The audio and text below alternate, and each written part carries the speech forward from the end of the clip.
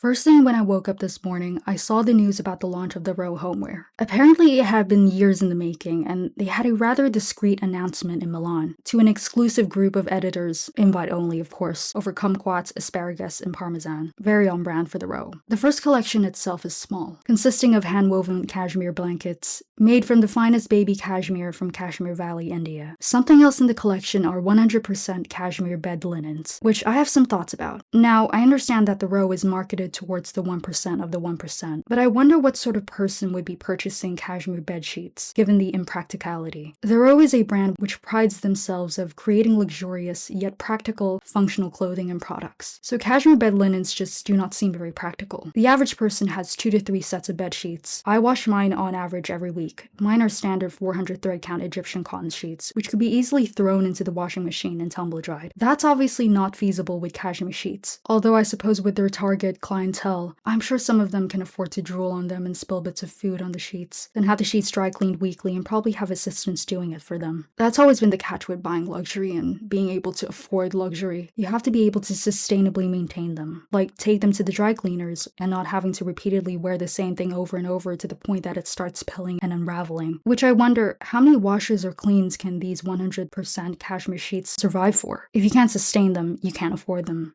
That's the true meaning of affording luxury. But I guess I'll have to wait and see what it looks like when it comes out, regarding the finish and thickness. Apparently they're peachy soft, which I have no doubt about it. But how long can they sustain for? That is the question. The hand-woven cashmere blankets, on the other hand, I can get on board with. The Hermes Avalon cashmere throw blanket is incredibly popular, and a lot of other designers have come out with their own version of a cashmere throw, like Kate or Laura Piana for instance. I'm interested in seeing what the rows would look like. It's been said to be very discreet with a barely noticeable minimal logo in the corner, so it's right up my alley. The logos on the Hermes throw has always deterred me from it. The price is going to be obscene, of course. Currently on their website you have to inquire about their hand-woven blankets, which is usually an immediate sign that they will not be affordable to the average person. Still, I am eager to see how they will turn out.